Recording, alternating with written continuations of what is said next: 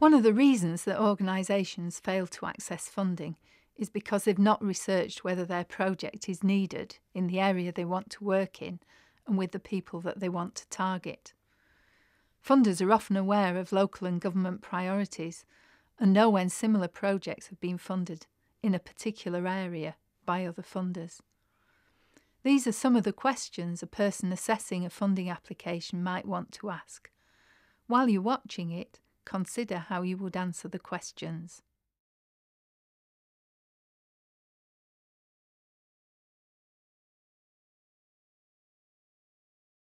I just need to clarify some of the points with you as part of the assessment process. Okay. So, just to start off with, how did you decide on this project? Well, I'd been thinking about it for a while, and then one day I was out in the garden sunbathing, and I just thought, that's a good idea. Right, and what makes you think it will be successful? Well, there's nothing really for kids round here, and it would keep me in a job, and it'd probably make me some money. Right. Had your local council or neighbourhood committee identified a need for this? The council? What's that got to do with it? Don't get me started on the council. They don't even empty the bins round here. Right. Does it meet government priorities? Well, priorities in that it would keep me in a job, and if it keeps me in a job, then the priority there is I can feed my kids.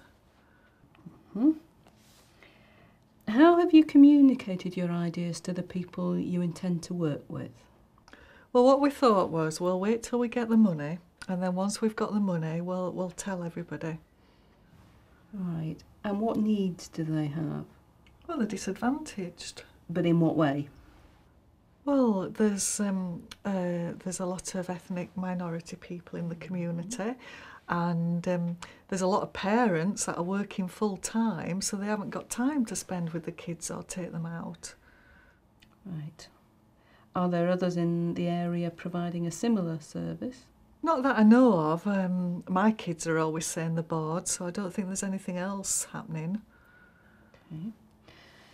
Is anyone else funding your activities currently? Just me at the moment. I dip into my pocket now and then and, give them some money towards doing things. Mm-hmm.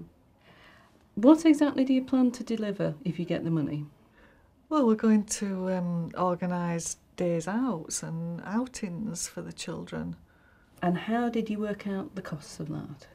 Oh, with a calculator. No, you misunderstand me. I meant, where did you get your figures from? Right, OK. Well, we heard that you had £7,000 worth of funding to give away, so we thought, well, if we ask for about 6.5. What policies do you have in place? All of them. We downloaded them from the internet. Right. And financial procedures? We've got a bank account, and me and my dad sign all the cheques. And then we've got a little book, and we just keep a list of what we're spending. What makes you think that we would be interested in funding this activity? Well, that's what you do, isn't it? Don't you fund things for children? But what will be the social return on our investment? Well, socially, if you want to come on any of the outings, you can come along. Thank you. OK. I'm sure you wouldn't respond like this, would you? Here are a few tips for you to think about. First of all, find out exactly what national and local priorities are. Your local council or government website has lots of information on these.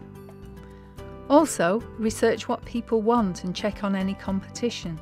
In one town, 3 organisations were actually delivering the same activities, and 2 of them even on the same day. When you're writing a bid, it's helpful to remember Rudyard Kipling's quote, "I have 6 honest working men who taught me all I know. Their names are why and what and when, and who and where and how." And when you're doing surveys, keep them simple.